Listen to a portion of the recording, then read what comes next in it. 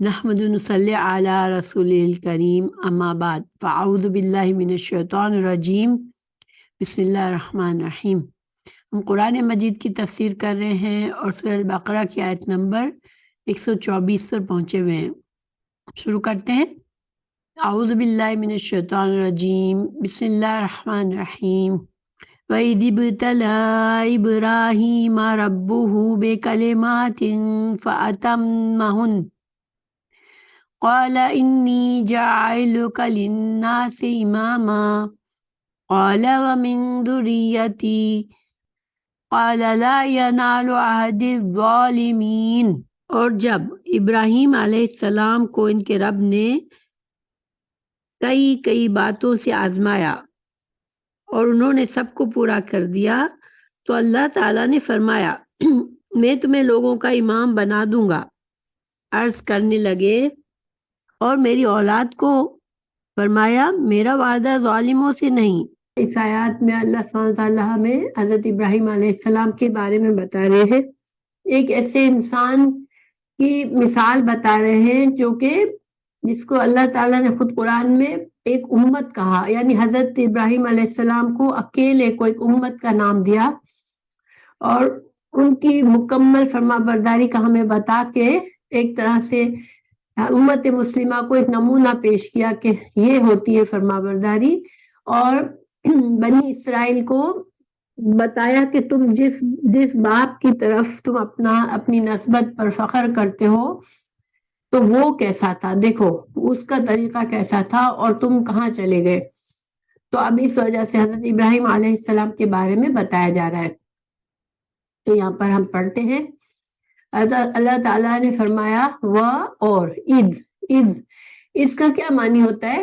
اس کا معنی جب ہم کرتے ہیں کہ جب، لیکن اصل میں جب بھی استعمال ہوتا ہے تو ایک پورا جملہ ہوتا ہے کہ یاد کرو جب، ٹھیک ہے، یاد یہ ماضی کے کسی واقعے کی طرف اشارہ کر رہا ہوتا ہے، تو یاد کرو جب۔ ابتلا کیا ہے؟ لفظ ابتلا بلاوا سے ہے، با لام واو، اور اس کا مطلب کیا ہوتا ہے؟ کسی چیز کا حال معلوم کرنا۔ لغوی معنی کیا ہوتا ہے؟ بلا کا کسی چیز کا حال معلوم کرنا، اندر کا حال جاننا، یعنی کہ باہر کا تو ہمیں نظر آتا ہوتا ہے لیکن اندر کی حقیقت کو جاننا، کسی چیز کی اندر کا حال جاننا، اصل حقیقت کو سمجھنا، ظاہر کرنا۔ تو جو باتیں ظاہر نہیں تھی ان کو ظاہر کرنا۔ بلاوا سے کیا ہے؟ جو باتیں سرفیس پہ نہیں تھی ان کو باہر نکالا، ظاہر کر دیا۔ تو انسان پر جب آزمائش آتی ہے تو اس کے اندر کی حقیقت پتہ چل جاتی ہے کہ یہ آدمی کتنے پانی میں ہے۔ جیسے کوئی مشکل آئی تو بعض لوگ صرف اپنا سوچتے ہیں، بعض لوگ دوسروں کی مدد کرنے میں لگ جاتے ہیں، تو ہمیں فوراً پتہ چل گیا کہ کون کس کے اندر کیا تھا، حالانکہ سب ایک ہی سوسائٹی میں رہ رہے ہوتے ہیں۔ اب اچانک سے طوفان آیا، کچھ لوگ اس میں لوٹ مار شروع کر دیتے ہیں، اپنا دیکھنا شروع کر دیتے ہیں کہ مجھے میرے لیے زیادہ سے زیادہ جمع کر لوں۔ کچھ لوگ دوسروں کی مدد کرنے میں لگ جاتے ہیں کہ کون زیادہ تکلیف میں اس کی مدد کروں۔ تو انسان کو اپنے ماحول کا پتہ چل جاتا ہے کہ کون کیسا تھا۔ تو آزمائشیں اللہ تعالیٰ کی طرف سے آتی ہیں اور اس کا مقصد کیا ہوتا ہے کہ آزمائش سے انسان کو اپنے اندر کی کمزوریاں نظر آتی ہیں کہ مجھ پر یہ آزمائش آئی تو میں نے کیا کیا۔ تو اس سے انسان بعض اوقات نکھر جاتا ہے، جب آزمائش میں پورا اتر جاتا ہے انسان، کسی بیماری آتی ہے، کوئی مشکل تنگی آتی ہے اور پھر اس سے وہ اللہ کا فرما برداری سے اس کو برداشت کرتا ہے، اس سے نکلتا ہے محنت کر کے، تو گویا اس کے اندر کی حقیقت اس کو پتہ چلتی کہ میرے اندر یہ صلاحیتیں ہیں کہ میں نے اس مشکل میں کس طرح سے میں اپنے آپ کو اس سے باہر نکالا اللہ کے فضل سے۔ اور انسان اگر اللہ سے دور ہوتا ہے تو اللہ کی طرف پلٹتا ہے آزمائش سے، تکلیف میں، بیماری میں، تو وہ اس کے اندر کی برائی دور ہو کے اچھائی سامنے آتی ہے۔ تو آزمائش انسان پر جب اللہ کی طرف سے آتی ہے تو مقصد کیا ہوتا ہے؟ انسان کو پاک صاف کرنا۔ تو اب اللہ تعالیٰ نے فرمایا یہاں پر کہ اللہ تعالیٰ نے آزمایا. اور جب اللہ کا طریقہ یہ ہے کہ جب بھی کبھی اللہ تعالیٰ آزماتے ہیں اور بندہ اس میں پورا اترتا ہے، صبر کے ساتھ اللہ کے فیصلے کو قبول کرتا ہے، تو پھر اللہ تعالیٰ کیا کرتے ہیں، اس کو نہ صرف پاک صاف کر کے بلکہ اس کو درجات بلند کرتے ہیں، اس کو بڑا مقام دیتے ہیں، اللہ سے قریب وہ بندہ ہو جاتا ہے. تو اللہ تعالیٰ فرما رہے ہیں کہ وَإِذِ ابْتَلَىٰ، یاد کرو جب آزمایا ابراہیم علیہ السلام کو ربہ، اس کے رب نے. ٹھیک ہے، ہوں ضمیر کا اشارہ کہاں جائے گا یہاں پر؟ میں نے کہا ضمیر ہمیشہ کسی طرف لوٹتی ہے، تو ہوں ضمیر یہاں کہاں لوٹ رہی ہے؟ ربہ، کس کا رب؟ ابراہیم کا رب. ٹھیک ہے، تو ابراہیم کی طرف لوٹ رہی ہے. بِکَلِمَاتٍ، بی کیا ہے؟ ساتھ، ذریعے. ٹھیک ہے، کلمات کیا ہے؟ کلمتن کی جمع ہے. اچھا، کلمہ کیا ہوتا ہے؟ کلمہ جو منہ سے الفاظ نکلتا ہے اس کو بھی کلمہ کہتے ہیں، اور اللہ سبحانہ تعالیٰ کے کلمہ کن کو بھی کلمہ کہتے ہیں. تو کلمہ کن کیا ہے؟ اللہ تعالیٰ فرماتے کن، ہو جا، تو وہ کام ہو جاتا ہے. تو اللہ تعالیٰ یہاں یہ فرما رہے ہیں کہ کلمات سے آزمایا. اب سوال یہ ہے کہ اللہ تعالیٰ کلمات کیا تھے؟ یہ کلمات تھے احکامات، مشکل احکامات، بڑے بڑے احکامات جو اللہ تعالیٰ نے حضرت ابراہیم علیہ السلام کو سونپے تھے کہ یہ کرو، اور حضرت ابراہیم علیہ السلام نے ان کو پورا کر دیا تھا. تو وہ کون سے کام تھے؟ آپ کو کچھ حضرت ابراہیم علیہ السلام کے بارے میں پتا ہوگا کہ حضرت ابراہیم علیہ السلام اپنی قوم میں جب اٹھے تو ان کا اپنا باپ بھی بت پرست تھا. اس بت پرست باپ نے خود گھر سے نکال دیا ان کو، قوم بتوں کو توڑ دیا، قوم کے بتوں کو توڑا تو قوم نے ان کو آگ میں ڈالا. آگ میں اللہ تعالیٰ نے آگ کو ان کے لیے ٹھنڈا بنا دیا، اور ان کو پھر اپنا ملک، اپنا خاندان، ہر کسی کو چھوڑ کے ہجرت کرنی پڑی. اور پھر جب ہجرت کر کے گئے تو پھر بڑی عمر میں ان کو اولاد بخشی. پھر حکم آیا کہ اب حضرت اسماعیل علیہ السلام پیدا ہوئے، تو حکم آیا کہ اب اس بچے کو اس کی ماں کے ساتھ تم ایک مکہ میں چھوڑ کے آؤ. مکہ بیت المقدس میں حضرت ابراہیم تھے، دور تھے بہت. اب وہاں سے وہ ان کو صرف بیوی اور بچے کو مکہ کے ڈیزرٹ میں چھوڑ کر آئے. اس وقت مکہ آباد نہیں تھا، بالکل ویران پڑا تھا، ایک ویرانے میں جہاں پہ نہ کوئی درخت کا سایہ تھا، نہ کوئی پانی کا انتظام تھا. وہاں پہ اللہ تعالیٰ نے فرمایا اس بچے کو اس کی ماں کو چھوڑ کے آؤ. اب حضرت ابراہیم علیہ السلام گئے اور ان کو چھوڑ دیا وہاں پر. پھر جب بچہ تھوڑا سا بڑا ہوا تو حضرت ابراہیم نے خواب دیکھا. حضرت ابراہیم تو وہاں نہیں تھے مگر وہ آتے جاتے تھے خبر دینے کے لیے بچے کی. اللہ تعالیٰ نے وہاں بچے کے لیے زمزم اس کی بیڑیوں کو رگڑنے سے زمزم جاری کر دیا. اور پھر زمزم چونکہ صحرا میں جب پانی ہوتا ہے تو وہاں پر پبلک آ کر آباد ہونے لگتی ہے، کیونکہ پانی بہت مشکل سے ملتا تھا ان دنوں میں. اب زمزم کا پانی تو آپ کو پتہ ہے کہ کتنا خصوصیات والا ہے اللہ کی طرف سے. تو زمزم کا پانی نکلا تو پھر وہاں پر آبادی شروع ہونے لگی اور ایک پورا شہر آباد ہو گیا. اب حضرت ابراہیم علیہ السلام وہاں پر جاتے رہتے تھے، خبر لیتے تھے حضرت اسماعیل کی. تو حضرت اسماعیل تھوڑے سے بڑے ہوئے تو حضرت ابراہیم کو خواب آیا کہ میں اپنے بیٹے کو اللہ کے لیے ذبح کر رہا ہوں. بیٹے سے کہا بیٹا میں نے یہ خواب دیکھا ہے، اور انبیاء کے خواب سچے ہوتے ہیں. تو بیٹے نے کیا کہا، ابا جان آپ کو جو حکم ملا ہے وہ آپ پورا کر لیں. بیٹے بھی ظاہر اللہ کے پیغمبر تھے، وہ سمجھ گئے کہ اللہ نے میرے باپ کو مجھے ذبح کرنے کے لیے کہا ہے. تو انہوں نے کہا ٹھیک ہے، آپ کو جو اللہ نے حکم دیا ہے وہ کریں، میں آپ کے لیے تیار ہوں. پھر اللہ نے وہ قربانی قبول فرما لی، بیٹے کو ذبح کرنے کی نوبت نہیں آئی. لیکن یہ معمولی باتیں نہیں تھی، اتنی بڑی بڑی آزمائشیں تھیں. اور اس کے علاوہ بھی حضرت ابراہیم علیہ السلام کو بہت سے احکامات دیے گئے شریعت کے جو کچھ جیسے ہم لوگ بھی ان کو فالو کرتے ہیں، پاکیزگی کے احکامات اور دوسرے احکامات، تو یہ تمام قسم کے احکامات کو اللہ کے حضرت ابراہیم کی یہ خصوصیت تھی کہ وہ بس اللہ نے فرمایا کر تو کر لو. یعنی کبھی دیکھیے ہم کو قرآن میں احکامات آتے ہیں، لیکن اللہ تعالیٰ اکثر ان احکامات کے ساتھ ہمیں اس کا اجر بتاتے ہیں کہ جو کرے گا اس کو یہ اجر ملے گا اور اس کو اللہ کی طرف سے ریوارڈ ملے گا، یا جو کرے گا اس کے لیے اس میں حکمت ہے، اس کام سے فائدے ہیں تو وہ فائدے ملیں گے. اللہ تعالیٰ ہمیں ان احکامات کی حکمت بھی بتاتے ہیں اکثر، اور ان کرنے کے فائدے بھی بتاتے ہیں. تو ہمارے لیے صرف ہم کو اللہ تعالیٰ یوں نہیں بتا دیتے بس کرو کرو کرو کرو، بلکہ اکثر اوقات ہمیں سمجھایا جاتا ہے کہ تمہیں اس کام سے یہ فائدہ ہوگا، تو ہم خوشی سے کرتے ہیں کہ چلو کام مشکل ہے مگر ہم کریں گے تو اللہ تعالیٰ کی طرف سے اجر ملے گا. حضرت ابراہیم علیہ السلام اتنے فرما بردار تھے کہ وہ انتظار نہیں کرتے تھے کہ اللہ تعالیٰ ان کو کسی کام کا مقصد اجر فائدہ بتائے، بلکہ بس اللہ نے فرمایا کن تو وہ کر لیتے تھے. جیسے کہ کائنات کی تمام چیزیں اللہ کی اتنی فرما بردار ہے کہ اللہ تعالیٰ فرماتے کن ہو جا تو وہ ہو جاتی ہے. جو کام اللہ کو کرنا ہوتا ہے کائنات کی ہر چیز بلا چوں چرا کر لیتی ہے، فوراً کر لیتی ہے. تو اس وجہ سے اللہ نے یہ کہا کہ میں نے ابراہیم کو احکامات سے آزمایا نہیں فرمایا. اللہ نے کیا فرمایا؟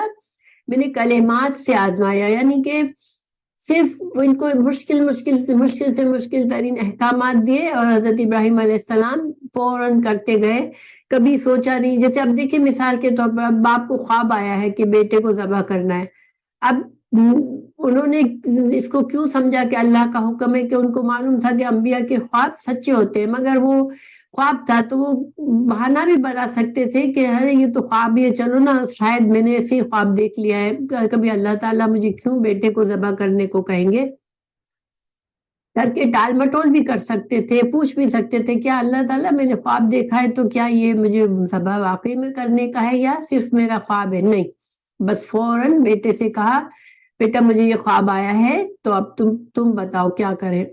تو مطلب یہ کہ اس وجہ سے اللہ نے ایک طرح سے اس کو ہمیں کلمات، لفظی کلمات کا لفظ استعمال کر کے ہمیں بتایا کہ حضرت ابراہیم علیہ السلام کی شخصیت کیسی تھی، کہ اللہ تعالیٰ بڑے سے بڑا حکم دیتے اور بڑی سے بڑی آزمائش میں ڈالتے اور حضرت ابراہیم علیہ السلام اس آزمائش میں پورا اتر آتے. تو فَأَتَمَّهُنَّ پس اتما تما تا میم سے تمام ہم کہتے ہیں نا کہ تمام ہم کب کہتے ہیں جب پورا کام ہوتا ہے نا، کام تمام ہو گیا یعنی پورا ہو گیا.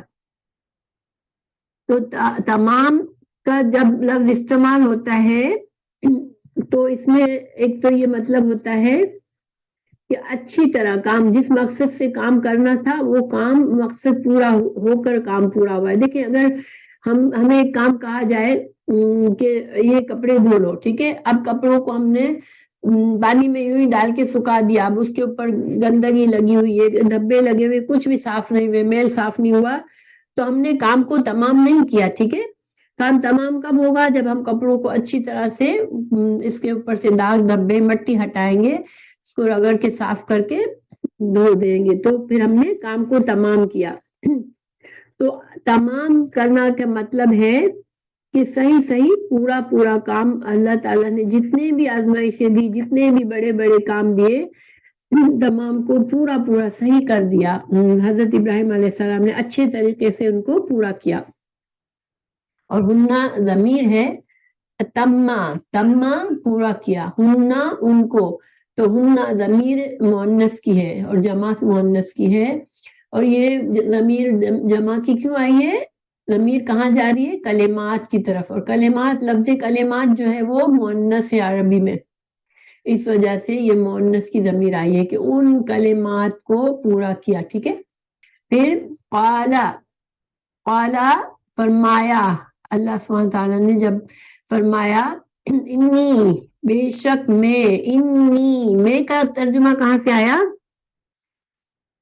انا ہے ایک تو یہاں پر، اور یا ہے، یا جو ہے یا متکلم یعنی کہ میں کے معنی میں ہوتی ہے، میں نے، بے شک میں نے، جاعلوں کا، جاعلوں کا، جاعل بنانا، جعلا بنانا، جاعلو بنانے والا ہوں، کا تجھ کو، للناس، للناس کتنے الفاظ ہیں؟ للناس، لام زیر لی اور الناس، لی کا کیا مطلب ہوتا ہے؟ لیے، ہاں ماشاء اللہ جمیلہ، لیے، الناس لوگوں کے لیے، امامن، امام، میں تم کو امام بنانے والا ہوں لوگوں کا۔ امام کیا ہوتا ہے؟ امام کا جو روٹ ورڈ ہے حمزہ میم میم، تو اس کا جو ہے ماں کا لفظ بھی اسی سے بنتا ہے عربی میں، عربی میں کہتے ہیں ماں کو۔ تو کیوں کہتے ہیں؟ کیونکہ بچہ جو ہوتا ہے وہ ماں کے پیچھے پیچھے، چھوٹا بچہ جب بیبی ہوتا ہے تو اس کو ماں کے سوا کسی کی خواہش نہیں ہوتی، وہ ماں کے پیچھے پیچھے جاتا رہتا ہے، ماں کو ڈھونڈتا رہتا ہے۔ تو اور ماں بچے کی رہنمائی کرتی ہے، بچے کو چیزیں سکھاتی ہے، بچے کو پال کر بڑا کرتی ہے اور اس کو ہر چیز سکھاتی ہے، اس کی رہنمائی کرتی ہے ہر کام میں، اس لیے ماں کو ماں کہتے ہیں۔ اسی طرح امام، لفظ امام بھی حمزہ میم میم سے بنا ہے، تو امام کا کام بھی کیا ہوتا ہے کہ وہ دوسروں کی رہنمائی کرتا ہے۔ حضرت ابراہیم علیہ السلام کو اللہ نے لوگوں کے لیے امام بنایا، تو لوگوں کے لیے کیا، یعنی حضرت ابراہیم علیہ السلام تمام، جب جتنے لوگ آئیں گے بعد میں، حضرت اسماعیل کی اولاد میں سے، حضرت اسماعیل کی اولاد میں سے، یا حضرت اسرائیل کی اولاد، یعنی حضرت اسحاق کی اولاد میں سے، سب کا امام بنایا۔ یعنی کہ توحید کا جو طریقہ حضرت ابراہیم کا تھا وہ وننس کا، یکسو تھے۔ حضرت اللہ تعالیٰ قرآن میں دوسری جگہ فرمایا کہ حضرت ابراہیم یکسو تھے، اس کو اللہ کی ذات کے سوا کسی طرف اس کو مقصد نہیں تھا، تو صرف ایک اللہ کے مکمل فرما برداری کی انہوں نے، تو اس وجہ سے وہ اس طریق توحید، اس کو توحید کہتے ہیں، اللہ ایک اللہ کو ماننا۔ تو توحید کے امام حضرت ابراہیم کو اللہ نے بنایا۔ آپ کو پتہ ہے قرآن میں کہیں رسول اللہ صلی اللہ علیہ وسلم کو بھی فرمایا گیا کہ حضرت ابراہیم کے طریقے پر چلنا ہے آپ کو۔ تو حضرت رسول اللہ صلی اللہ علیہ وسلم کو جو شریعت دی گئی تھی، تو حضرت ابراہیم کی شریعت پر چلنا نہیں مقصد تھا، مقصد کیا تھا؟ توحید کا جو طریقہ حضرت ابراہیم کا تھا، اللہ کی توحید کو جس حد تک حضرت ابراہیم علیہ السلام نے اپنایا تھا وہ اس طریقے پر چلنا ہے، اور ہمیں بھی حضرت ابراہیم کے طریقے پر چلنے کو کہا گیا۔ تو قال، اب جب حضرت ابراہیم علیہ السلام کو یہ خوشخبری دی اللہ نے کہ میں تمہیں لوگوں کا امام بناؤں گا، آنے والی نسلیں تو تم توحید کیا توحید پر چلانے والے بنو گے، تو حضرت ابراہیم کے دل میں خواہش آئی کہ کیا میرے بچوں کو بھی یہ نعمت دی جائے گی؟ تو انہوں نے اللہ سے پوچھا، یہ اللہ، قالا کہا، ومن ذریتی، یا اللہ میرے بچوں میں سے بھی۔ دیکھیے ماشاءاللہ، ہم کو اپنے بچوں کی کتنی فکر ہوتی ہے نا کہ بچوں کا فیوچر اچھا ہو، تو حضرت ابراہیم علیہ السلام کو بھی اپنی اولاد کی فکر ہوئی، انہوں نے کہا اللہ یہ دعا میری اولاد کو بھی پوری ہوگی، میری اولاد کے لیے بھی ہوگی یہ۔ تو اللہ تعالیٰ نے کیا فرمایا؟ قالا، فرمایا، لا نہیں، ینالو، نالا ینولو پہنچنا، نہیں پہنچے گا، احدی میرا وعدہ، میرا وعدہ، الظالمین ظالموں کو نہیں پہنچے گا۔ یعنی کہ اللہ تعالیٰ نے کیا فرمایا کہ ہاں تمہاری اولاد میں سے جو تمہارے طریقے پہ چلیں گے، توحید کے طریقے پہ چلیں گے، ان کو تو اللہ یہ وعدہ پورا کرے گا، ان کے لیے، ان کو بھی لوگوں کا رہنما بنائے گا توحید کے لیے۔ اور جو تمہاری اولاد میں سے ظالم ہوں گے ان کے لیے میرا یہ وعدہ پورا نہیں ہوگا، یعنی ان کو یہ اعجاز نہیں ملے گا۔ اب یہاں پر ہمیں لفظ عہد کو سمجھنا ہے۔ عہد کیا ہوتا ہے؟ لفظی معنی عہد کے معنی ہوتے ہیں، لفظی معنی مسلسل نگرانی کرنا، عین ہا دا، کسی چیز کی نگرانی کرنا۔ تو ہم اپنے عہد جب کسی سے عہد کرتے ہیں تو ہمیں کیا کرنا ہوتا ہے؟ اس کو پورا کرنا ہوتا ہے، اس کی نگرانی کرنی ہوتی ہے مسلسل کہ ہم اس عہد کے کو توڑے نہ، اس کی حفاظت کرے، اس لیے اس کو عہد کہتے ہیں۔ ہاں، وعدے کو وعدہ کیوں کہتے ہیں؟ کہ جب انسان کسی سے وعدہ کرتا ہے تو پھر اس کو اس کی نگرانی کرنی پڑتی ہے کہ میں نے تو وعدہ کیا ہے، مجھے یہ وعدہ پورا کرنا ہے، ٹھیک ہے۔ تو اللہ تعالیٰ نے جب حضرت ابراہیم علیہ السلام کو یہ کہا، فرمایا کہ میں تمہیں امام بناؤں گا، اور جب حضرت ابراہیم نے دعا مانگی اللہ میری اولاد کو بھی یہ نعمت دے گا، تو اللہ نے فرمایا کہ یہ جو عہد میرا ہے، جو وعدہ ہے امامت کا، وہ ظالموں کے لیے نہیں ہے، تمہاری جو ذریات میں سے، تمہاری اولاد میں سے، اور ذریت ہی کہتے ہیں اولاد، جو اولاد کو جسے ذرے بکھر جاتے، اسی طرح ایک انسان کی اولاد بھی بکھر جاتی ہے۔ تو ظالم یہاں پر ظالم کون ہے؟ ٹھیک ہے، ظلمہ ظلم کرنا، کسی کو کسی کے حق نہ دینا، جس چیز کا جو حق ہے وہ نہ ادا کرنا۔ تو یہاں ظالم کون لوگ ہیں؟ اللہ تعالیٰ نے دوسری جگہ فرمایا ہے قرآن میں کہ تمہاری اولاد میں سے کچھ لوگ نبوت پائیں گے، لیکن کچھ جو ہوں گے وہ اپنے نفسوں پر ظلم کریں گے، یعنی کہ اللہ کی نافرمانی کریں گے، اور جب انسان اللہ کی نافرمانی کرتا ہے تو اپنے آپ کو نقصان کرتا ہے، اپنے اوپر ظلم کرتا ہے۔ تو اللہ تعالیٰ یہاں یہ فرما رہے ہیں کہ جو تیری اولاد میں سے ظلم کریں گے اپنی جان پر، یعنی اللہ کی نافرمانی کر بیٹھیں گے، اور آپ کو پتہ ہے شرک کو ظلم عظیم کہا جاتا ہے، شرک کرنا، اللہ کا شریک بنانا، اس کو قرآن میں کیا کہا ہے؟ ظلم عظیم۔ جب کوئی شرک کرتا ہے تو اصل میں وہ اللہ کا کوئی نقصان نہیں کرتا، بلکہ وہ کیا کرتا ہے؟ اپنے نفس پر ظلم کیا، کیونکہ شرک کا بہت بڑا نقصان ہوتا ہے۔ تو اللہ تعالیٰ نے فرمایا کہ جو ظالم لوگ ہیں ان کو میرا یہ عہد نہیں ملے، ان کا وعدہ، میرا یہ جو وعدہ ہے امامت کا درجہ دینے کا، وہ ظالموں کو نہیں ملے گا۔ اور ہم دیکھتے ہیں کہ جتنے بھی انبیاء آئے وہ حضرت ابراہیم علیہ السلام کی اولاد سے آئے، کچھ بنی اسرائیل میں بہت سے آئے انبیاء، اور حضرت بنی اسماعیل میں رسول اللہ صلی اللہ علیہ وسلم آئے، تو ان کی اولادوں میں اللہ نے باقی کے سارے انبیاء کو ان کے اولادوں میں پیدا کیا، حضرت ابراہیم کی۔ پھر اذ قالا وَإِذْ، اور جب جعلنا بنایا، البیتا، بیت جو ہے اس کا مطلب گھر ہوتا ہے، لیکن ہماری شریعت میں البیت کیا ہے؟ اللہ کا گھر، خانہ کعبہ کو البیت کہتے ہیں۔ تو جب اللہ تعالیٰ نے خانہ کعبہ کو مثابتہ بنایا، مثابتن کیا ہوتا ہے؟ مثابتن کا روٹ ورڈ ہے سا واو با، صوب۔ صوب کا مطلب کیا ہوتا ہے؟ لوٹنے کی جگہ، ٹھیک ہے، لوٹنا۔ تو ثواب، ہم ثواب بھی اسی سے، لفظ ثواب بھی اسی سے بنتا ہے، اور ثواب کو ثواب کیوں کہتے ہیں؟ کہ جب کوئی انسان اچھا کام کرتا ہے تو اس کی جزا اس کو ملتی ہے، یعنی کہ عمل کے بعد اس کا ایسا ہی اجر، اس کو ثواب ملتا ہے، یعنی کہ اس کا عمل کی اچھائی اس کی طرف لوٹتی ہے اجر کے ثواب کے طور پر۔ تو مثابتہ، لوٹنے کی جگہ، بار بار لوٹنے کی جگہ۔ دیکھیں جب انسان ایک بار حج یا عمرہ کے لیے جاتا ہے تو اس کے دل میں یہ نہیں ہوتا کہ اب مجھے کبھی شکل نہیں دیکھنی، اب کبھی کعبہ شریف نہیں جانا، بلکہ اس کو کیا ہوتا ہے کہ جب بھی زندگی میں موقع ملتا ہے اس کو خواہش ہوتی ہے کہ اچھا میں چلو دوبارہ جا کے حج یا عمرہ کر کے آؤں۔ تو اس کو بار بار لوٹنے کی جگہ بنایا، للناس، لوگوں کے لیے، وَأَمْنًا، اور امن کی جگہ۔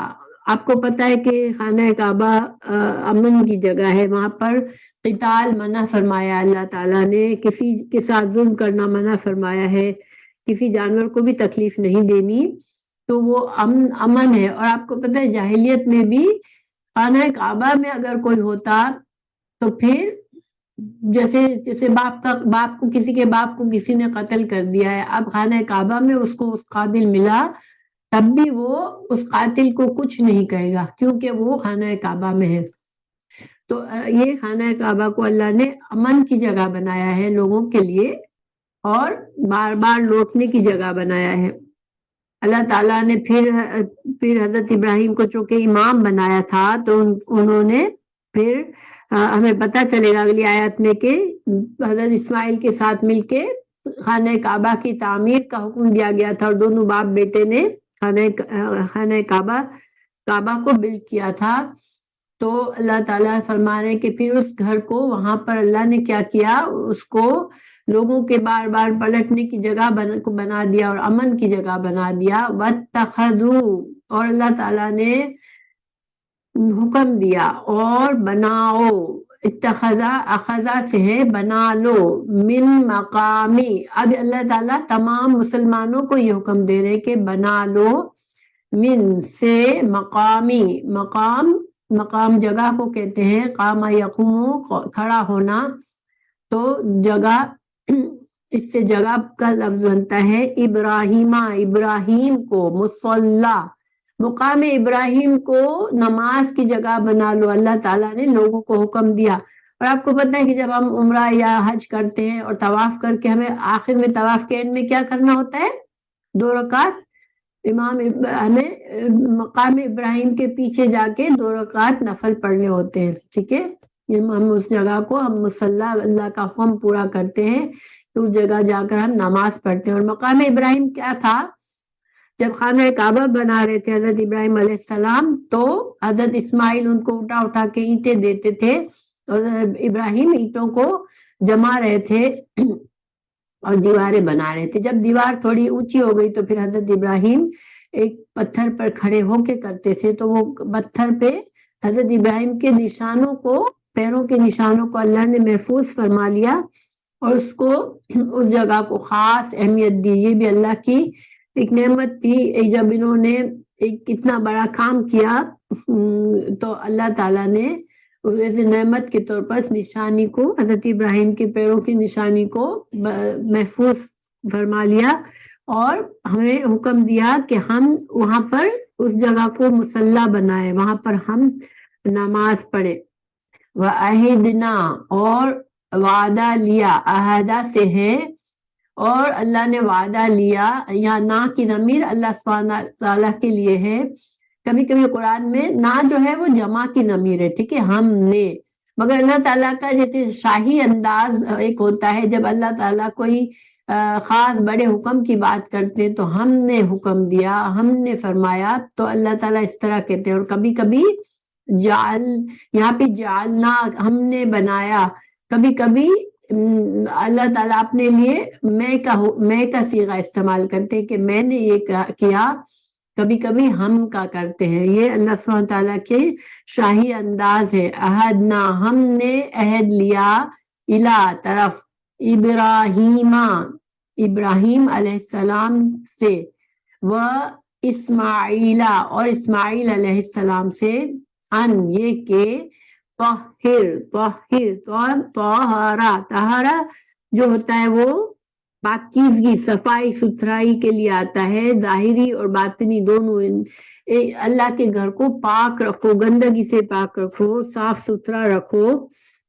اللہ تعالیٰ نے یہ خدمت، اللہ کی مسجدوں کو صفائی کرنا، یہ بڑا اعجاز کا کام ہوتا ہے۔ اللہ کے مسجد میں جو جھاڑو لگاتے ہیں، مسجد کے باتھ روم دھوتے ہیں، مسجد کی صفائی کرتے ہیں، تو یہ بھی اللہ کے نزدیک پسندیدہ عمل ہے۔ ایک خانہ کعبہ کی صفائی کرتی تھی ایک بوڑھی سیاہ عورت تھی، وہ مر گئی تو لوگوں نے سوچا ابھی اکیلی عورت ہے، اس کا کوئی نہیں ہے، تو اس کو دفن کر دیا۔ رسول اللہ صلی اللہ علیہ وسلم نے دیکھا کہ وہ عورت نہیں ہے صفائی کرنے والی، تو پوچھا کہ وہ کہاں گئی، تو لوگوں نے کہا اس کا انتقال ہو گیا، تو ہم نے اس کو دفن کر دیا۔ آپ صلی اللہ علیہ وسلم نے فرمایا مجھے بتاؤ کہاں ہے، پھر آپ نے اس کی خود جنازہ خود پڑھا، یعنی اس عورت کی اتنی اہمیت دی کہ آپ نے اس کو بعد میں بھی اس کے لیے دعا کی اور اس کے لیے جنازہ پڑھا۔ تو اللہ تعالیٰ نے یہ عزت والا کام حضرت اسماعیل اور حضرت ابراہیم علیہ السلام جیسے پیغمبروں کو بھی دیا کہ میرے گھر کو تم دونوں پاک رکھنا، طاہرا، را یہاں پر الف جو ہے وہ تثنیہ کو بتاتا ہے، تم دونوں پاک رکھنا۔ بیتیا، بیتیا یہاں پر کتنے الفاظ ہیں مجھے بتائے گا کوئی؟ بیتیا، بیت ہوتا ہے گھر، ٹھیک ہے، یا دو، ماشاءاللہ، یا ضمیر ہے یہاں پر، بیتیا دو ہے، دو، بیت اور یا، میرا گھر، ٹھیک ہے، میرا گھر، تو پاک رکھو میرے گھر کو، للطائفین، طائف لیے، طائف، طائف کہتے ہیں طواف کرنے والا، اور یا نون جمع کا ہے، تو طائف طواف کرنے والوں کے لیے میرا گھر پاک صاف رکھنا۔ اللہ تعالیٰ کتنا اپنے مہمانوں کے لیے طواف، جب ہم خانہ کعبہ میں جاتے تو ہم اللہ کے مہمان ہوتے ہیں، تو اللہ تعالیٰ نے ہمیں حضرت ابراہیم، حضرت اسماعیل جیسے پیغمبروں کو حکم دیا کہ میرے گھر میں جو بندے میرے طواف کرنے کے لیے آئے ان کے لیے اس گھر کو پاک صاف رکھنا۔ والعاکفین، عقفہ جم کر عبادت کرنا، اعتکاف بھی اسی سے ہے، تو خود کو روک کے عبادت کے لیے خود کو ایک جگہ روک لینا، تو عاکفینہ جو اعتکاف کرتے ہیں مسجد میں ان کے لیے، والرکعی اور جو رکوع کرتے ہیں، اور سجود اور جو سجدہ کرتے ہیں، تو رکوع اور سجدہ کرنے والے یعنی جماعت میں نماز پڑھتے ہیں، جو طواف کرتے ہیں، جو اعتکاف کرتے ہیں، ان سب کے لیے میرے اس گھر کو تم دونوں پاک صاف رکھنا۔ اوکے، پھر حضرت ابراہیم نے دعا کی اللہ سے، اور اذ جب، قال کہا، ابراہیم علیہ السلام نے، ربی اے میرے رب، ربی یہاں پر اصل میں ربی زیر نہیں تھا، یہ زیر کس لیے آیا ہے؟ یا رب، یا رب، ہم جب یا رب کہتے ہیں تو یا ربا ہوتا ہے، ٹھیک ہے، با پر زبر ہوتا ہے۔ ربی کیوں آیا کہ یا یہاں پر تھا، ماشاءاللہ، تو یا کو ہٹا کے یا کی جگہ زیر ڈال دی تو ہمیں پتہ چلتا ہے کہ یہاں پر یا موجود تھی، میرے یا متکلم، میرے، اے میرے رب، یا ربی اے میرے رب، اجعل بنا، تو بنا، جعلا سے ہے ہادا اس، بلدن شہر کو، بلد کہتے ہیں شہر، مکہ کے لیے دعا کی حضرت ابراہیم نے، آمنن امن والا، اور ورزق اور رزق عطا فرما اور رزق دے، اہلہ، اہل کہتے ہیں کہیں کے رہنے والے، ٹھیک ہے، تو اس گھر میں آ کر بسنے والوں کو، اس شہر میں آ کر بسنے والوں کو رزق دے، اہلہ کی ضمیر کہاں جائے گی؟ رہنے والے اس کے، یعنی اس گھر کے رہنے والے، ٹھیک ہے، بلد کی طرف جائے گی، ماشاءاللہ، بلد، بلد اس گھر میں رہنے والے، یعنی کہ جو مکہ میں رہ رہے ہیں، مکہ کو امن والا شہر بنا دے، اور جو لوگ مکہ میں رہتے ہیں ان کو رزق دے، من سے، الثمرات پھلوں میں سے، من جو، آمنا ایمان لائے، منہم ان میں سے، ان یعنی ان لوگوں میں سے جو بھی ایمان لائے، باللہ اللہ پر، والیوم الاخر اور آخرت پر۔ اب یہاں پر دیکھیں، چونکہ پیچھے جب دعا مانگی تھی حضرت ابراہیم نے، اللہ میرے اولاد کو بھی یہ دے دے، امام بنا دے، تو اللہ نے کیا فرمایا تھا؟ نہیں، میں صرف فرما برداروں کو بناؤں گا اور نافرمانوں کو، ظلم کرنے والوں کو نہیں بناؤں گا۔ تو اب ابراہیم علیہ السلام چوکنا ہو گئے، اب دعا میں انہوں نے کیا دعا کی؟ اے اللہ، تو اس شہر کو امن والا بنا دے، اور اس کے رہنے والوں کو رزق عطا کر، ان لوگوں کو جو کہ تو تجھ پر ایمان لائے اور آخرت پر ایمان لائے۔ تو اللہ تعالیٰ یعنی کہ حضرت ابراہیم نے اپنی دعا سے ان لوگوں کو نکال دیا جو کہ شرک اور کفر کرے اور اللہ کے نافرمان بنے، ان کو نکال دیا۔ انہوں نے صرف کس کے لیے دعا مانگی؟ جو ایمان لائے اللہ پر اور آخرت پر۔ اللہ تعالیٰ نے کیا فرمایا؟ قال فرمایا، ومن اور جو کفرا جو کفر کرے گا، فَأُمَتِّعُهُ تو پس امتعو میں متع دوں گا، اس کو، ضمیر کہاں جا رہی ہے؟ من کفرا کی طرف، جو جس نے کفر کیا اس کو میں متاع دوں گا. متاع کیا ہوتی ہے؟ متاع الحیات دنیا آپ نے سنا ہوگا. متاع ہوتا ہے ضرورت کا سامان، تو زندگی گزارنے کا سامان متاع. تو اللہ تعالیٰ فرما رہے ہیں کہ یعنی کہ جو لوگ میں ان کو تو دوں گا جس کے لیے آپ نے دعا مانگی، حضرت ابراہیم نے دعا مانگی کہ ثمرات ان کو پھل دے، ان کو رزق دے اور ان کو امن دے. تو اللہ نے کیا فرمایا کہ میں کافروں کو بھی دوں گا، زندگی کا سامان میں کافروں کو بھی دوں گا. قلیلاً تھوڑا سا وقت. اللہ تعالیٰ نے فرمایا کہ میں تھوڑے وقت تک تو کافروں کو بھی دوں گا، جب تک ان کی زندگی دنیا میں ہے جب تک تو میں کافروں کو بھی متاع دوں گا. ثم پھر آخرت میں اضطرہ مجبور کروں گا، گھسیٹوں گا، الی طرف عذاب النار، عذاب النار کی طرف، آگ کے عذاب کی طرف. تو سبحان اللہ سبحان اللہ، اللہ تعالیٰ اتنا رحیم ہے کہ اللہ کے جو نافرمان ہیں ان کے لیے بھی وعدہ فرما لیا کہ میں نہیں، ان کو بھی بالکل رزق سے محروم نہیں کروں گا. دنیا کا فائدہ تو میں ان کو بھی دوں گا، مگر ان کا فائدہ صرف قلیل ہے، یعنی صرف اس چھوٹی سی دنیا کی زندگی کا ہے. پر آخرت میں ان کو پھر عذاب دوں گا، میری نافرمانی اور گناہ کے کاموں پر، ان کو کفر کرنے پر ان کو عذاب دوں گا. آپ کو پتہ ہے لیلاف قریش کی ہم صورت پڑھتے ہیں نا آخری پارے میں کہ لیلاف قریش ایلافہم رحلۃ الشتاء والصیف. تو اللہ تعالیٰ نے قریش کے بارے میں فرمایا کہ قریش اتنی نافرمان ہے، لیکن میں نے ان کو گرمی اور سردی کے قافلے بالکل بے خوف کرتے تھے. یعنی آپ کو پتہ ہے جب رسول اللہ صلی اللہ علیہ وسلم آئے اس وقت قریش بڑے مالدار تھے اور قریش مکہ کے رہنے والے تھے، اور وہ پتہ ہے جب رسول اللہ صلی اللہ علیہ وسلم آئے اس وقت قریش بڑے مالدار تھے اور قریش مکہ کے رہنے والے تھے، اور وہ اللہ تعالیٰ نے ان کو خانہ کعبہ کی، چونکہ وہ خانہ کعبہ کے متولی تھے، جہالت میں بھی خانہ کعبہ کو اللہ کا گھر سمجھا جاتا تھا، تو وہ ان کے ٹیک کیئر کرتے تھے، خانہ کعبہ میں آنے والوں کو اناج دیتے تھے. اللہ تعالیٰ نے فرمایا کہ میں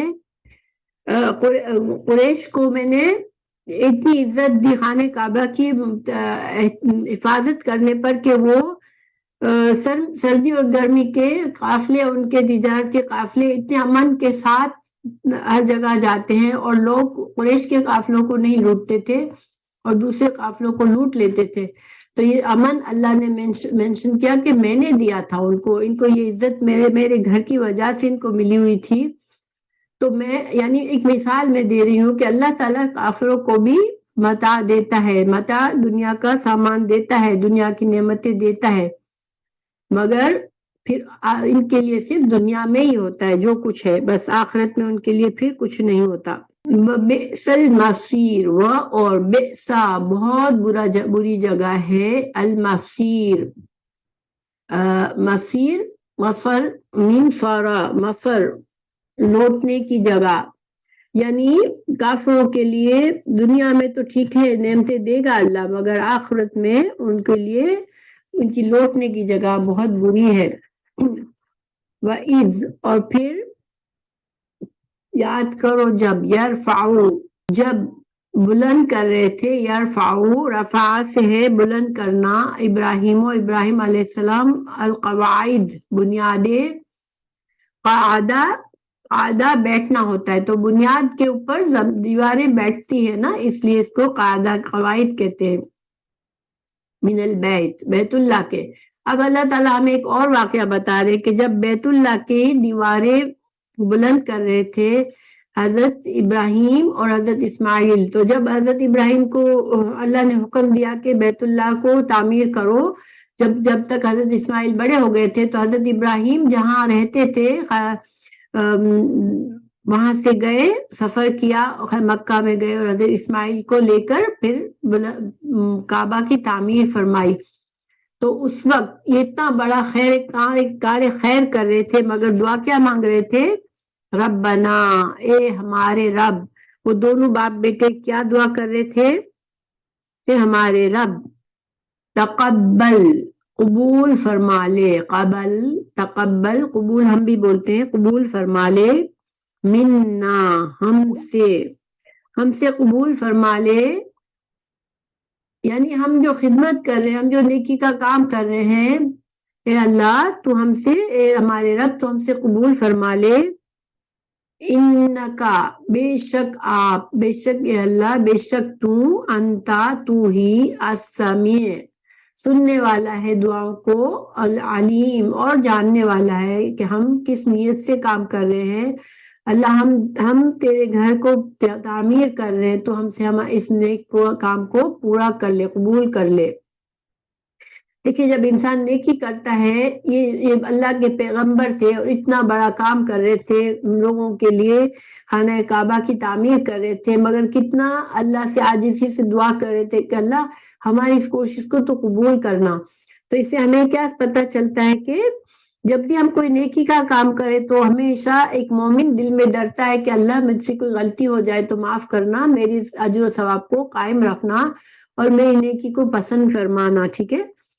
ربنا تقبل منا انکا بے شک آپ سننے اور جاننے والے ہیں، ربنا اے ہمارے رب، وجعلنا بنا ہم دونوں کو مسلمین فرما بردار بنا۔ دیکھیں ویسے تو دونوں فرما بردار تھے نا، حضرت ابراہیم اور حضرت اسماعیل دونوں اللہ کے فرما بردار تھے، پھر بھی اپنے لیے دعا مانگ رہے تھے، اللہ ہمیں قائم رکھنا، ہمیں استقامت دینا تیری اس فرما برداری پر۔ تو ایک مسلمان ہمیشہ دل میں عاجزی رکھتا ہے کہ میں مسلمان ہوں تو بس اب میں تو ہر چیز سے بری ہوں، میں تو بھائی بہت ہی نیک ہوں، مجھے کوئی خوف نہیں ہے، نہیں۔ ایک مسلمان ہمیشہ اپنے ایمان کے لیے ڈرتا ہے کہ اللہ مجھے ثابت قدمی دینا ایمان پر، ٹھیک ہے۔ ہمیں دعا مانگنی چاہیے کہ اللہ ہمیں ثابت قدمی رکھنا۔ رسول اللہ صلی اللہ علیہ وسلم کئی بار نماز میں، نفل نماز میں سجدے میں دعا کرتے تھے، یا مقلب القلوب ثبت قلبی علی دینک، اے دلوں کو پھیرنے والے میرے دل کو تیرے دین پر ثابت قدمی عطا کرنا۔ تو ہمیں بھی دعا مانگنی چاہیے، اس لیے کہ یہ ہدایت اللہ کی نعمت ہے اور ہم کو ڈرنا چاہیے کہ کہیں مجھ سے ایسا کوئی کام نہ ہو جائے کہ اللہ مجھ سے ناراض ہو جائے اور یہ ہدایت مجھ سے چھن نہ جائے، تو ہمیں دعا مانگتے رہنا چاہیے۔ مسلمین لکا میرے لیے اللہ تعالی ہمیں آپ اپنے لیے مسلمان بنائیے، فرما بردار بنائے، ومن ذریتنا اور انسان اپنی اولاد کے لیے دعا کرتا ہے، ومن ذریتنا ہماری اولاد میں سے امتن ایک امت، ایک جماعت، امت کون ہوتی ہے؟ جو ایک شریعت پر چلنے والی ہوتے ہیں لوگ، گروپ، اس کو امت کہتے ہیں۔ ہم امت مسلمہ ہیں اس لیے کہ ہم رسول اللہ صلی اللہ علیہ وسلم کی شریعت پر چلتے ہیں، ہم ایک شریعت پر چل رہے ہیں، ہم ایک امت ہے، مسلمتن فرما بردار، تابع دار، لکا تیرے لیے۔ نہ صرف حضرت اسماعیل اور حضرت ابراہیم نے اپنے لیے دعا مانگی بلکہ اپنی آنے والی اولادوں کے لیے دعا مانگی کہ اللہ ہماری اولادوں میں سے بھی تو ایک جماعت ایسی بنانا جو تیرے لیے فرما بردار ہو۔ وَأَرِنَا اور دکھا ہم کو، اری دکھا، نا ہم کو، مناسکنا مناسک کہتے ہیں عبادت کے طریقے، ہمیں عبادت کے طریقے سکھانا، وَتُبْ عَلَيْنَا اور تو ہم پر مہربان ہونا، تو ہمیں معاف فرما دینا۔ جب بندہ اللہ کی طرف پلٹتا ہے گناہ کرنے کے بعد توبہ کرتا ہے تو وہ تابع الہ اللہ کی طرف پلٹا، الہ کے ساتھ آتا ہے، اور تب اعلیٰ جب اللہ بندے کی طرف پلٹتا ہے، تابا کا مطلب ہوتا ہے پلٹنا، تو اللہ کی طرف، اللہ بندے کی طرف اپنی رحمت کے ساتھ پلٹتا ہے۔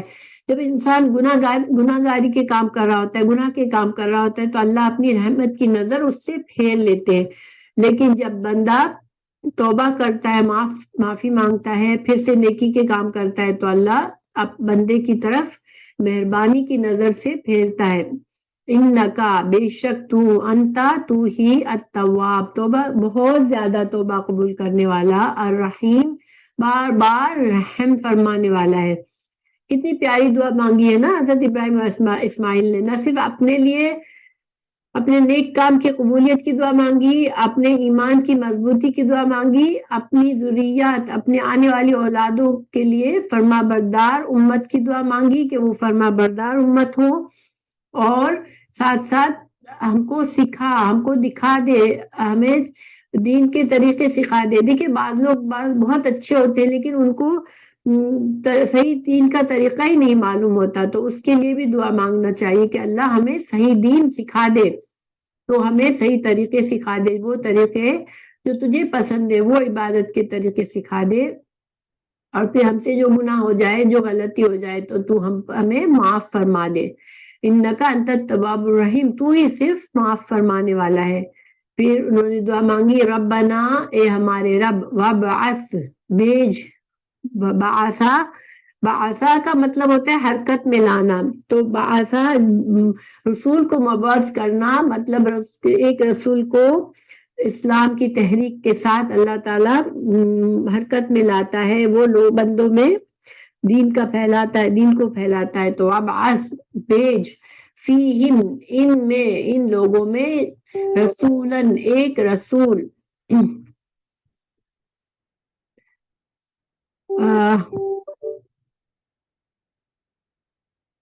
سوری صبا تم کو آواز نہیں آ رہی، مگر اوکے، ایک رسول بھیج، منہم، ان میں، یتلو، جو پڑھے، علیہم، ان پر، آیاتی کا، تیری آیات، یعلمہم، اور وہ نبی کیا کرے، وہ نبی کو بھیج جو کہ تیری آیات کو پڑھے۔ رسول اللہ صلی اللہ علیہ وسلم قرآن پڑھ کر سناتے تھے، جب وحی نازل ہوتی تھی تو آپ صلی اللہ علیہ وسلم قرآن پڑھ کر سکھاتے تھے، اور یعلمہم، اور کیا سکھائے ان کو، الکتاب، کتاب، قرآن کے علم سکھائے، اور حکمت، حکمت کیا ہے، رسول اللہ صلی اللہ علیہ وسلم کی احادیث، آپ کے فرمان، تو قرآن اور حدیث کی تعلیم دے بندوں کو، وَيُزَكِّيهِمْ، اور ان کا تزکیہ کرے۔ زکی جو ہوتا ہے وہ اندر کی پاکی ہوتی ہے، اور طہارت باہر کی پاکی ہوتی ہے، تو ان کو تزکیہ کرے۔ جب انسان دین کی طرف آتا ہے، دین کے علم کو اپناتا ہے، اس کے مطابق عمل کرتا ہے، تو اس کا اندر بھی پاک صاف ہو جاتا ہے۔ تو انہوں نے دعا کیا مانگی، اللہ ان میں ایک رسول بھیجنا جو انہی میں سے ہو، اور وہ ان پر کتاب پڑھتا ہو، اور ان پر تیری آیات پڑھتا ہو، ان کو کتاب اور حکمت سکھاتا ہو، اور ان کا تزکیہ کرتا ہو۔ تو گویا حضرت ابراہیم اور اسماعیل نے جب کعبہ بنایا تھا تو انہوں نے حضرت رسول اللہ صلی اللہ علیہ وسلم کی لیے دعا مانگی تھی، اور آپ صلی اللہ علیہ وسلم کی ایک حدیث ہے کہ میں اپنے باپ حضرت ابراہیم کی دعا ہوں، یعنی کہ اللہ تعالیٰ نے جو اس وقت حضرت ابراہیم اور اسماعیل نے جو دعا مانگی تھی وہ کب پوری ہوئی، جب رسول اللہ صلی اللہ علیہ وسلم، کیونکہ یہ خانہ کعبہ میں دعا مانگی تھی انہوں نے، اور اللہ تعالیٰ وہاں کے لوگوں میں رسول بھیجنے کی دعا مانگی تھی، تو مکہ میں صرف رسول اللہ صلی اللہ علیہ وسلم ہی رسول بن کر آئے، تو یہ دعا ان کی اس وقت پوری ہوئی جب رسول اللہ صلی اللہ علیہ وسلم آئے۔ انکا، بے شک آپ، انتا، تو ہی، العزیز، عزیز زبردست ہے، الحکیم، حکمت والا ہے، بے شک تو ہی زبردست اور حکمت والا ہے۔ رسول اللہ صلی اللہ علیہ وسلم کی ایک حدیث ہے کہ حضرت مکہ کے لیے حضرت ابراہیم نے دعا مانگی تھی کہ اللہ اس شہر کو امن والا بنا دے، اس شہر کو حرمت والا بنا دے، حرم بنا دے، اور مدینہ کے لیے رسول اللہ صلی اللہ علیہ وسلم نے دعا کی تھی جب ہجرت کی تھی، تو یہ دونوں شہر ہمارے لیے کیا ہے، یہ ہمارے لیے حرم ہے، حرمین کہتے ہیں ان کو، دو حرم، تو ایک حرم ہمارے لیے حضرت ابراہیم کی دعا سے بنا مکہ، اور حضرت مدینہ جو ہے وہ حرم حضرت رسول اللہ صلی اللہ علیہ وسلم کی دعا سے بنا۔ اللہ تعالیٰ نے دعا قبول فرمائی اور رسول اللہ صلی اللہ علیہ وسلم کو مبعوث فرمایا۔ پھر آگے ہے وَمَن يَرْغَبُ، اور کون، یرغب، منہ موڑے گا، عن، سے، ملت، طریقہ، ابراہیم علیہ السلام کا، الا، جو، مگر، من، جو، صفحہ کہتے ہیں بیوقوفی کرنا، ایک اپنی عقل کا استعمال نہ کرنا۔ صفی دو طرح سے ہوتے ہیں بیوقوف، ایک تو قدرتی طور پر ان میں عقل کم ہوتی ہے اور ایک عقل تو ہوتی ہے مگر وہ اپنی سستی سے اپنی عقل کو استعمال نہیں کرتے. دونوں کو سفی کہتے ہیں. سفیہا جو بیوقوف ہوتے ہیں, جو ناقص عقل ہوتے ہیں. نفسہ اپنے آپ کو. وہ اللہ تعالیٰ فرما رہے ہیں کہ پہلے ہمیں ابراہیم علیہ السلام کے بارے میں بتایا, اب اللہ تعالیٰ فرما رہے ہیں کہ حضرت ابراہیم کا طریقہ اتنا بہترین تھا, ان کا اتنا یکسو اور توحید کا طریقہ تھا, تو کون ہے جو حضرت ابراہیم کے طریقے سے منہ موڑے مگر وہ جو کہ اپنے آپ کو, اپنے نفس کو بیوقوف بنائے اور اپنی عقل کو استعمال نہ کرے. تو یہاں پر تمام انسانوں کو اللہ تعالیٰ فرما رہے کہ جو طریقہ بہترین اللہ کا پسندیدہ طریقہ تھا وہ حضرت ابراہیم کا تھا, اور جو کوئی حضرت ابراہیم کے طریقے پر یکسو نہیں ہوتا, اللہ کا فرما بردار نہیں ہوتا, توحید پر نہیں چلتا, تو پھر وہ بیوقوف ہے, اپنی عقل کو استعمال نہیں کر رہا ہے. کیونکہ وَلَقَدْ اور البتہ تحقیق اصطفیناہ, صفا کہتے ہیں کسی کو چن لینا, کسی خاص اس کی خصوصیات دیکھ کے, صفات دیکھ کے خاص صاف خالص کر لینا, آمیزش سے پاک کر لینا. تو جب انبیاء کو اللہ تعالیٰ چنتا ہے تو وہ ان کو اس مقصد کے لیے پاک صاف کرتا ہے. اس مقصد کے رکاوٹ میں جو بھی منفی چیزیں ہو سکتی ہیں ان سے, ان منفی عادتوں سے, منفی چیزوں سے اس نبی کو پاک کرتا ہے. تو اللہ تعالیٰ نے حضرت ابراہیم کو پاک صاف کر لیا, چن لیا. پھر دنیا میں بھی ایک بڑے مقصد کے لیے چنا تھا حضرت ابراہیم کو. وَإِنَّهُ اور آخرت میں بھی فی الآخرۃ لَمِنَ الصَّالِحِینَ, وہ تو صالحین میں سے ہوں گے, نیک لوگوں کے ساتھ ہوں گے. تو حضرت ابراہیم کا بہترین طریقہ اللہ کا پسندیدہ طریقہ ہے. اللہ نے ان کو چنا تھا, دنیا میں بھی خیر اور بھلائی کا امام بنایا تھا, اور آخرت میں بھی یہ نیک لوگوں میں سے ہوں گے. تو وہ کون ہے جو حضرت ابراہیم کے طریقے کو پسند نہ کرے؟ وہ بیوقوف لوگ ہیں جو نہ ہی پسند کرتے, جو حضرت ابراہیم کے طریقے پر نہیں چلتے. کیونکہ یہود اور نصارہ اپنے آپ کو حضرت ابراہیم کی اولاد تو کہتے ہیں مگر ان کے اندر وہ توحید نہیں, اور جو وہ ان کے اندر شرک آ گیا اور ان کے اندر اللہ کی فرما برداری نہ رہی, تو پھر وہ انہوں نے ایک طرح سے حضرت ابراہیم کے طریقے سے منہ موڑ لیا. تو اللہ تعالیٰ فرما رہے ہیں کہ ایسے منہ موڑنے والے تو بیوقوف ہوتے ہیں. اور اللہ تعالیٰ امت مسلمہ کو بھی آج ہدایت دے کہ وہ بھی حضرت ابراہیم کے طریقے کو اپنائے. پھر اللہ تعالیٰ بتا رہے کہ حضرت ابراہیم کیسے تھے. جب قالا فرمایا اللہ نے, لہو اس کو یعنی حضرت ابراہیم کو, رب اس کے رب نے, اسلم اللہ تعالیٰ نے جب حکم دیا حضرت ابراہیم کو, اسلم فرما بردار ہو جا, تو حضرت ابراہیم نے وقت ضائع نہیں کیا, فوراً کہا, پوچھا بھی نہیں اللہ میں کیا فرما برداری کروں, یہ بھی نہیں پوچھا, بلکہ کیا کہا حضرت ابراہیم نے, قالا اسلم تو میں فرما بردار ہو گیا. تو ضمیر سے مطلب ہے میں فرما بردار ہو گیا, لیے رب العالمین, میں رب العالمین کے لیے فرما بردار ہو گیا. یعنی کہ حضرت ابراہیم اتنے فرما بردار تھے, صرف اللہ نے کہا فرما بردار ہو جا, انہوں نے پوچھا نہیں اللہ میں مجھے کیا کرنا پڑے گا فرما بردار ہو کے, کیا میں کر سکوں گا کہ نہیں, کیا مشکل تو نہیں ہوگی, یہ کچھ بھی نہیں پوچھا, بلکہ کیا کہا, اسلمت لرب العالمین, میں فرما بردار ہو گیا تمام جہانوں کے رب کے لیے. تو یہ طریقہ اللہ کا پسندیدہ طریقہ ہے کہ اللہ کے فرما بردار بن جائے بندہ. اور ہمارے لیے اللہ نے مثال ثابت رکھ دی کہ تم کو اگر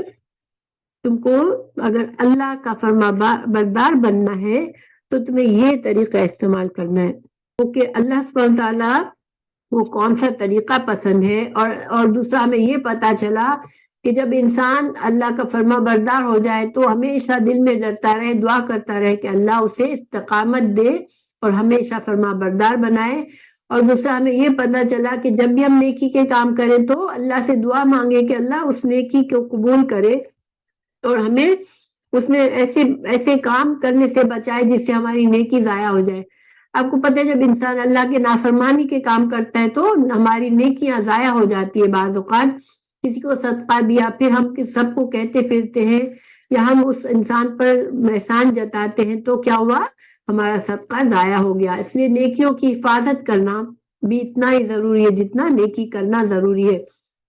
تو ایک مسلمان ہمیشہ دل میں ڈرتا ہے کہ میں کوئی غلطی نہ کر بیٹھوں کہ جس سے اللہ میری نیکی ضائع نہ میں کر بیٹھوں، تو اللہ سے دعا مانگتے رہنا چاہیے۔ اور حضرت ابراہیم کی بہترین دعا ہے، ہماری ذریات کے لیے ہمیں دعا کرنی چاہیے، ہماری اولادوں کے لیے دعا کرنی چاہیے کہ اللہ تعالیٰ ان کو بھی بنائے، نیک لوگوں کا امام بنائے۔ ایک دعا ہے، ربنا ہب لنا من ازواجنا وذریاتنا قرۃ اعین واجعلنا للمتقین اماما۔ یا اللہ ہمیں ہمارے لیے بنا دے، ہمارے شوہر اور بیویوں میں آنکھوں کی ٹھنڈک، ہمارے بچوں میں آنکھوں کی ٹھنڈک، اور ہمیں متقین کا امام بنا دے۔ ہمیں ایسے بنا دے کہ ہمارے جو پیچھے آنے والے ہوں وہ سب کیا ہوں؟ تقویٰ کرنے والے ہوں۔ ہم جیسے ایک ماں دعا مانگتی ہے تو اپنی اولاد کے لیے کہ میری اولاد تقویٰ کے معاملے میں میری فرما بردار ہو۔ باپ دعا کرتا ہے اللہ مجھے بھی فرما بردار بنا، تو میری اولاد کو بھی فرما بردار بنا۔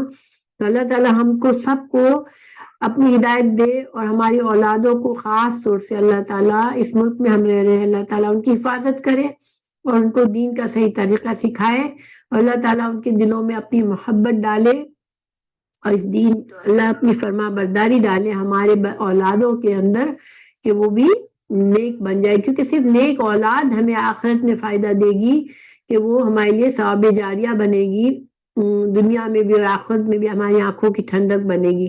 جو لوگ کافر ہیں ان کے اولادوں کو بھی کفر پر پالتے ہیں تو پھر وہ ایک دوسرے کے دشمن ہو جائیں گے۔ تو اللہ سبحانہ تعالیٰ ہمیں توفیق دے کہ ہم اپنے اولادوں کو اچھی طرح پالیں، اور ہم اس کے لیے جو بھی قربانی دینی ہے مگر ان کو اللہ کا فرما بردار بننے کی طریقہ سکھائے۔ آمین۔